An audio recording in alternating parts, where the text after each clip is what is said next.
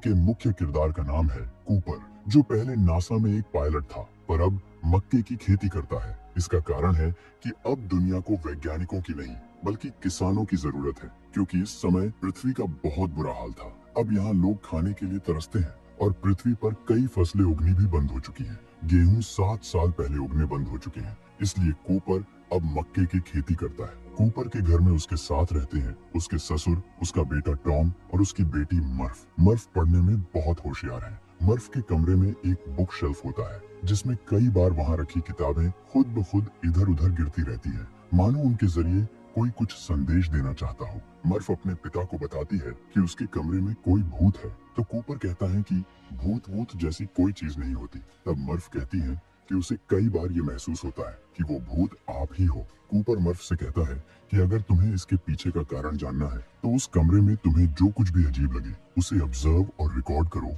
और समझने की कोशिश करो कि ऐसा हो क्यों रहा है। इस समय पृथ्वी पर धूल की आंधी का आना एक आम बात थी। एक ऐसी ही आंधी में अपने घर के कमरों में धूल को घुसने से बचाने के क्रम में कूपर जब उस किताबों के कमरे में जाता है तो वो देखता है कि धूल से जमीन पर लाइंस का एक खास पैटर्न बन गया है। इस समय पहली बार उसे पता चलता है कि ये कोई भूत नहीं बल्कि ग्रेविटी का असर है, जिसका इस्तेमाल कर कोई उसे मैसेज देना चाहता है। कूपर पूरी रात उस पैटर्न को देखते रहता है और डिकोड करने की कोशिश करता है। उसके बाद वो समझ जाता है कि ये मैसेज असल में एक बाइनरी कोड है। दरअसल बाइनरी कोड एक तरीका है मैसेज लिखने का जो जनरली इलेक्ट्रॉनिक डिवाइसेस जैसे फोन, कंप्यूटर्स में यूज होता है। आमतौर पर हम जब भी किसी को मैसेज करते हैं तो सिंपल अल्फाबेट्स का यूज करते हैं, लेकिन बाइनरी कोड्स में ये सारे वर्ड्स 1 और 0 के फॉर्म में लिखे जाते हैं। इस पैटर्न में 1 का मतलब था मोटी लाइन और 0 का मतलब था पतली लाइन। जब कूपर इसे डिकोड करता है तो उसे पता चलता है कि इस मैसेज में एक लोकेशन कोऑर्डिनेट छुपा हुआ है। उसके बाद जब कूपर उस लोकेशन पर जाता है तो उसे पता चलता है कि वहाँ नासा के एक सीक्रेट प्रोजेक्ट पर काम चल रहा है। वहाँ उसकी मुलाकात डॉक्टर ब्रैंड और उनकी बेटी अमीलिया से होती है। डॉक्टर ब्रैंड और कूपर एक टाइम पर एक साथ नासा के लिए काम करते थे। वे कूपर को बताते हैं कि अब पृथ्वी इंसानों के रहने लायक नहीं बची, इसका एनवायरनमेंट बिगड़ रहा है और पेड़ पौधे मर रहे हैं। धरती पर ज्यादातर अनाज उगने बंद हो चुके हैं और अगर ऐसा ही चलता रहा तो धरती पूरी तरह बंजर हो जाएगी, उस पर कुछ भी नहीं उगेगा। ये सब सुनकर कूपर उनसे पूछता है कि नासा ने पृथ्वी वासियों को बचाने का क्या प्लान बनाया है, हम क्या कर सकते हैं जिससे पृथ्वी पर फिर से फसलें उगना शुरू हो जाए। इस पर डॉक्टर ब्रैंड कूपर से कहते हैं कि अब ऐसा करना पॉसिबल नहीं है। अगर पृथ्वी वासियों को बचाना है तो हमें धरती छोड़कर किसी दूसरे ग्रह पर बसना होगा। इस पर कूपर कहता है कि हम ऐसा कैसे करेंगे, क्योंकि कोई भी हैबिटेबल प्लेनेट पृथ्वी के इतना नजदीक नहीं है कि वहाँ पृथ्वी वासियों को आसानी से भेजा जा सके। यहाँ हैबिटेबल प्लेनेट का मतलब है एक ऐसा ग्रह जो पृथ्वी जैसा हो और जहाँ पर इंसान जिंदा रह सके। कूपर के इस सवाल पर डॉक्टर ब्रैंड उसे बताते हैं कि कोई विकसित सभ्यता या अलौकिक जीव गुप्त रूप से हम इंसानों की मदद करने की कोशिश कर रही है। इस विकसित सभ्यता ने 48 साल पहले शनि ग्रह के पास एक वर्म होल बना दिया था, जिसका इस्तेमाल कर हम काफी कम समय में दूसरे गैलेक्सी में जाकर पृथ्वी जैसा ग्रह ढूंढ सकते हैं और वहां मानवों को बसाकर मानव जाति के वजूद को कायम रख सकते हैं। यह सभ्यता या अलौकिक जीव कौन है और यह मानवों की मदद क्यों कर रही है, इसके बारे में हम आपको इस वीडियो के अंत में बताएंगे। पहले हम आपको वर्म होल के बारे में थोड़ी जानकारी दे देते हैं। दोस्तों, हम मिल्की वे गैलेक्सी में रहते हैं जिसमें अरबों खरबों तारे और ग्रह हैं और इस तरह की अनगिनत गैलेक्सीज हमारे ब्रह्मांड में मौजूद हैं। लेकिन समस्या ये है कि ये गैलेक्सीज एक दूसरे से इतनी ज्यादा दूर हैं कि हम इंसानों को वहां तक पहुंचने में करोड़ों साल लग जाएंगे। यहीं पर आइंस्टाइन के वर्म होल का कॉन्सेप्ट आता है। बेसिकली वर्म होल के जरिए हम यूनिवर्स में एक जगह से दूसरी जगह तक बहुत ही कम समय में जा सकते हैं। इसे आप एक एग्जाम्पल से समझिए। इस कागज के टुकड़े को देखिए, इसमें ये है पॉइंट ए और ये है पॉइंट बी। अब आपको पॉइंट ए से बी तक जाना हो तो सिंपल तरीका है, आप सीधा ए से बी की तरफ जाओ। वही अगर कागज के टुकड़े को कुछ इस तरह से मोड़ दिया जाए तो एक शॉर्टकट रास्ता बन जाता है जिससे आप ए से बी तक जल्दी पहुंच सकते हो। यही है वर्म होल्स। अब मूवी पर वापस आते हैं। डॉक्टर ब्रैंड कूपर को ये भी बताते हैं कि अंतरिक्ष में एंड्योरेंस नाम का एक स्पेसशिप है जिसमें इतना फ्यूल है कि वो वर्म होल के जरिए दूसरी गैलेक्सी तक जा सकता है। इसके साथ ही वे कूपर को बताते हैं कि 13 एस्ट्रोनॉट्स ऑलरेडी इस वर्म होल के अंदर जा चुके हैं, जिनका मिशन भी था कि वर्म होल के उस पार जाकर इंसानों के लिए रहने लायक ग्रह ढूंढना। उनके साथ बीकन भी भेजा गया है। जैसे ही उन्हें कोई हैबिटेबल प्लैनेट मिलता है, वे उस बीकन को ऑन कर देंगे और नासा तक उसका सिग्नल आ जाएगा कि हैबिटेबल प्लैनेट मिल चुका है। यहाँ ध्यान देने वाली बात यह है कि वर्म होल के उस पार नासा उन एस्ट्रोनॉट से सीधा कांटेक्ट नहीं कर सकता, इसलिए केवल बीकन ही है जिससे यह पता चल सकता है कि कौन सा ग्रह हैबिटेबल है और कौन सा नहीं। उसके बाद डॉक्टर ब्रैंड कूपर को बताते हैं कि नासा को कई सालों से 3 बीकन से सिग्नल मिल रहे हैं। इसका मतलब है कि वर्म होल के उस पार 3 ऐसे ग्रह हैं जो बिल्कुल पृथ्वी जैसे ही हैं। अब डॉक्टर ब्रैंड कूपर को एंड्योरेंस मिशन का ऑब्जेक्टिव बताते हैं। इस मिशन में एक एस्ट्रोनॉट्स की टीम वर्म होल के उस पार जाकर और फिर तीनों ग्रहों पर जाकर ये चेक करेगी कि तीनों में से इंसानों के लिए सबसे बेस्ट प्लैनेट कौन सा है, जहाँ पर हवा पानी सब बराबर मात्रा में मौजूद हो। अब डॉक्टर ब्रैंड कहते हैं कि अगर कोई हैबिटेबल प्लैनेट मिलता है तो मानव जाति को बचाने के लिए उनके पास 2 प्लान्स हैं। पहला है कि डॉक्टर ब्रैंड एक एडवांस इक्वेशन पर कई सालों से काम कर रहे हैं, जो अगर सॉल्व हो गया तो वो एक विशाल स्पेसक्राफ्ट में धरती के सभी लोगों को बिठाकर उस नए ग्रह पर शिफ्ट कर देंगे, जिससे सभी पृथ्वी वासियों को बचाया जा सकेगा। असल में वे लोग जिस जगह ये बातचीत कर रहे होते हैं वो कोई रिसर्च लैब नहीं बल्कि वही स्पेसक्राफ्ट होता है, पर ये इतना भारी होता है कि इसे अभी तक उड़ाना पॉसिबल नहीं है। पृथ्वी की ग्रेविटी ऐसा नहीं करने देती है, लेकिन अगर उनकी ये इक्वेशन सॉल्व हो जाती है तो वे एंटी ग्रेविटी के जरिए स्पेसक्राफ्ट को उड़ा सकेंगे। डॉक्टर ब्रैंड कूपर से कहते हैं कि उन्हें पूरा विश्वास है कि जब तक एस्ट्रोनॉट्स उस ग्रह की तलाश करेंगे तब तक वे उस इक्वेशन को सॉल्व कर लेंगे। अगर किसी कारण से डॉक्टर ब्रैंड अपनी इक्वेशन को सॉल्व नहीं कर पाते हैं तो उनके पास प्लान बी भी था। वे एस्ट्रोनॉट्स के साथ कई सारे फर्टिलाइज्ड ह्यूमन एम्ब्रियो भेजेंगे। इन एम्ब्रियो में दुनिया के अलग अलग जगहों में रहने वाले लोगों के डीएनए होंगे। अगर एस्ट्रोनॉट्स को कोई हैबिटेबल प्लैनेट मिलता है तो इन फर्टिलाइज्ड एम्ब्रियो की मदद से वे लोग उस ग्रह पर सभी प्रकार की इंसानी जाति को फिर से पनपा पाएंगे और इससे मानव जाति का अस्तित्व कभी खत्म नहीं होगा। यहाँ पर मोटी मोटी बात यह है कि जो प्रोसेस माता के गर्भ में होता है, ये लोग इस प्रोसेस को एक्सटर्नली करना चाहते हैं। अब कूपर नासा का एक बेहतरीन पायलट हुआ करता था, इसलिए डॉक्टर ब्रैंड कूपर से रिक्वेस्ट करते हैं कि तुम भी इस मिशन में शामिल हो जाओ। मानव जाति को बचाने के लिए कूपर भी हाँ कर देता है, लेकिन इस बात से उसकी बेटी मर्फ उससे नाराज हो जाती है, क्योंकि वो जानती थी कि इस मिशन में बहुत रिस्क है। ये जरूरी नहीं है कि कूपर इस मिशन के बाद वापस लौटे। इस पर कूपर मर्फ को समझाता है कि उसका इस मिशन पर जाना बहुत जरूरी है, इसमें उसकी और पूरी दुनिया की भलाई है। इसके बाद मर्फ पूरी रात उस बुक शेल्फ के पास बनी लाइंस को देखती रहती है कि इसमें कहीं कुछ और मैसेज तो नहीं छिपा है। सुबह कूपर मिशन पर जाने से पहले अपनी बेटी से मिलने जाता है तो मर्फ उससे कहती है कि उसने इस मैसेज को डिकोड कर लिया है। उस मैसेज का मतलब था स्टे, यानी रुको, मत जाओ। मर्फ अपने पिता को रोकने के लिए बहुत कोशिश करती है, पर कूपर वहाँ से चला जाता है। उसके बाद कूपर एक रॉकेट में बैठता है और स्पेस में चला जाता है। उसके साथ एमिलिया भी जाती है, जो डॉक्टर ब्रैंड की बेटी है। इन दोनों के अलावा इस मिशन में 2 और लोग थे, डॉयल और रोमिली। साथ ही 2 एडवांस्ड रोबोट स्टार्स और केस भी जाते हैं। स्पेस में जाने के बाद वे अपनी स्पेसशिप को एंड्योरेंस स्पेसक्राफ्ट से जोड़ते हैं और फिर वे लोग शनि ग्रह की ओर रवाना हो जाते हैं, क्योंकि वर्म होल शनि ग्रह के पास ही था।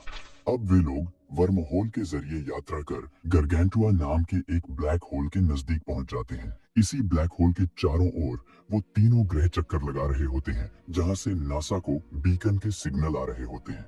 अब सबसे पहले वे लोग मिलर्स प्लैनेट पर जाने का फैसला करते हैं। यहीं पर एक एस्ट्रोनॉट मिलर आया था और उसके बीकन का सिग्नल मिल रहा था। ये ग्रह उस ब्लैक होल के काफी करीब था। यहाँ पर टाइम डायलेशन के कॉन्सेप्ट का यूज किया गया है। दरअसल एक ब्लैक होल के नजदीक समय पृथ्वी की तुलना में धीमा गुजरता है, यानी कि अगर कोई ग्रह एक ब्लैक होल के नजदीक है और दूसरा उससे काफी दूर, तो जो ग्रह ब्लैक होल के नजदीक है वहाँ समय दूसरे ग्रह के मुकाबले धीमा गुजरेगा। कहने का मतलब है कि अगर ब्लैक होल के नजदीक मौजूद ग्रह पर 1 घंटा गुजरता है तो हो सकता है कि दूसरे ग्रह पर उस दौरान कई साल बीत गए हों। अब चलिए वापस मूवी की बात करते हैं। अब चूंकि मिलर्स प्लैनेट ब्लैक होल के काफी करीब था, इस वजह से जब इस ग्रह पर 1 घंटा गुजरता है तो उस दौरान पृथ्वी पर 7 साल गुजर जाते हैं। इसलिए कूपर चाहता है कि वो सिर्फ 1 घंटे में उस ग्रह से वापस आ जाए, ताकि वो वापस पृथ्वी पर लौटकर अपने बच्चों को सही सलामत देख पाए। क्योंकि कूपर द्वारा उस ग्रह पर बिताया गया प्रत्येक घंटा उसके बच्चों के लिए 7 साल के बराबर होगा। वे लोग तय करते हैं कि कूपर, डॉक्टर ब्रांड की बेटी अमेलिया और डॉयल एक लैंडर के जरिए मिलर्स प्लैनेट पर लैंड करेंगे और रोमिली एंड्योरेंस स्पेसशिप में ही रहेगा। जब वे उस ग्रह पर लैंड करते हैं तब उन्हें पता चलता है कि वहाँ तो सिर्फ पानी ही पानी है, जीवन का कोई नामो निशान नहीं है। ऐसे ग्रह पर इंसानों का रहना नामुमकिन है। उसके बाद उन्हें वहाँ पर नासा द्वारा उनसे पहले भेजे गए एस्ट्रोनॉट के यान का मलबा भी मिलता है और वहाँ उन्हें पता चलता है कि बीकन से तो सिर्फ कुछ घंटे ही सिग्नल निकला था, पर टाइम डायलेशन की वजह से नासा को वो सिग्नल कई सालों तक मिलता रहा। वे लोग ये खोजबीन कर ही रहे थे,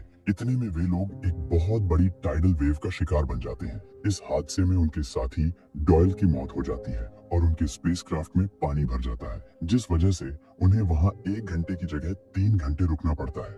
उसके बाद कूपर और अमीलिया जब वापस एंड्योरेंस पर लौटते हैं तो देखते हैं कि उनका साथी रोमिली अब बूढ़ा हो चुका है। उसके लिए 23 साल गुजर चुके हैं। वो कहता है कि उसे लगा कि तुम लोग उस ग्रह पर मर चुके हो और इन 23 सालों में तुम्हारे परिवार के कई सारे मैसेजेस आए हैं। जब कूपर अपने बच्चों द्वारा भेजे गए वीडियो मैसेज को देखता है तो पाता है कि उसके बच्चे भी अब बड़े हो चुके हैं। उसके बड़े बेटे टॉम की शादी और बच्चे हो चुके हैं और उसकी बेटी मर्फ की एज कूपर के बराबर हो गई है। इन 23 सालों में मर्फ एक साइंटिस्ट बन चुकी थी और डॉक्टर ब्रांड के साथ मिलकर इसी प्रोजेक्ट पर काम करने लगी थी। मूवी में ये सीन काफी इमोशनल दिखाया जाता है। मर्फ कूपर से नाराज होती है क्योंकि वो अभी तक नहीं लौटा था। अब चूंकि कूपर 23 साल बाद एंड्योरेंस स्पेसशिप पर आया था और इतने सालों में स्पेसशिप फ्यूल का यूज करता रहा, इसलिए अब एंड्योरेंस में लिमिटेड मात्रा में फ्यूल बचा हुआ है, जिससे वे बाकी बचे हुए 2 ग्रह में से सिर्फ एक पर ही जा सकते हैं। वे लोग काफी डिस्कस करते हैं और फिर तय करते हैं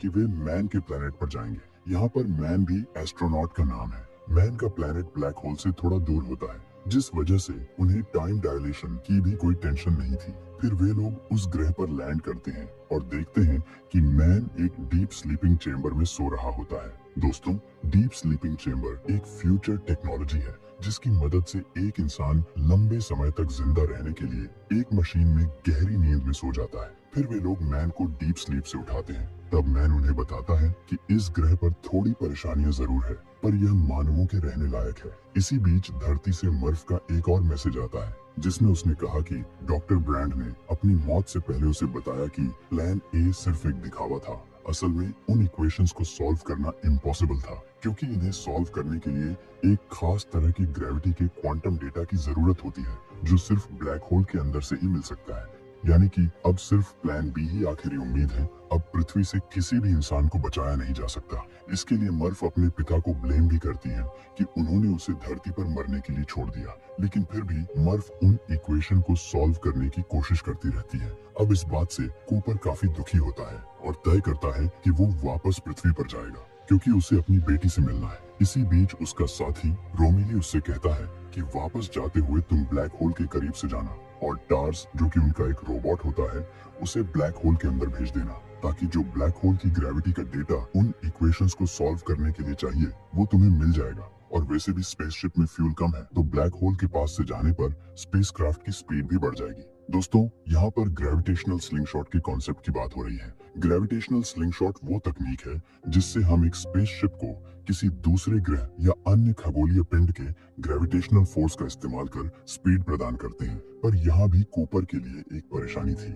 उसका स्पेसशिप जितना ब्लैक होल के नजदीक जाएगा पृथ्वी पर उतना ही समय गुजर जाएगा, जो वह बिल्कुल नहीं चाहता। क्योंकि कूपर अपने बच्चों को जिंदा देखना चाहता है, उसे अब भी उम्मीद होती है कि प्लान ए काम कर सकता है अगर वो ग्रेविटी का डेटा लेकर पृथ्वी पर लौट जाए। जब वो लोग ये प्लान बना रहे होते हैं तब उनकी नजर मैन के रोबोट कीप पर पड़ती है। कीप रोबोट को पूरी तरह डिसमेंटल किया हुआ था।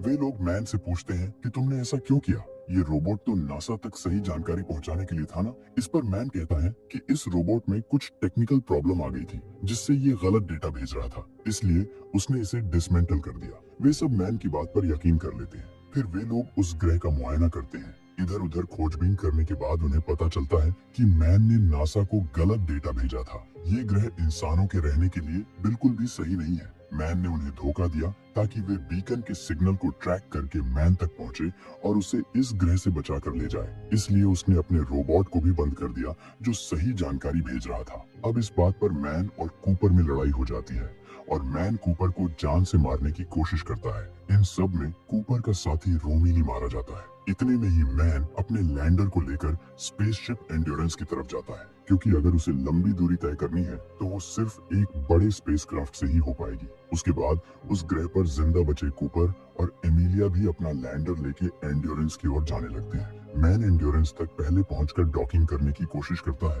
पर उससे ये हो नहीं पाता और उसका लैंडर ब्लास्ट हो जाता है, जिसमें मैन की मौत हो जाती है और एंड्योरेंस स्पेसशिप को भी काफी नुकसान होता है और वो अपने रास्ते से भटक जाता है। कूपर काफी मुश्किलों के बाद एंड्योरेंस से डॉक कर पाता है और फिर एंड्योरेंस को एक जगह स्टेबल करता है। उसके बाद कूपर को पता चलता है कि एंड्योरेंस स्पेसक्राफ्ट ब्लैक होल की ओर खींचता जा रहा है। अगर जल्दी ही उसने कुछ नहीं किया तो पूरा स्पेसशिप ब्लैक होल के अंदर समा जाएगा। प्लान ए तो ऑलरेडी फेल हो चुका था, बट कूपर चाहता था कि एटलीस्ट प्लान बी सही से काम करे और मानव जाति के वजूद को बचाया जा सके।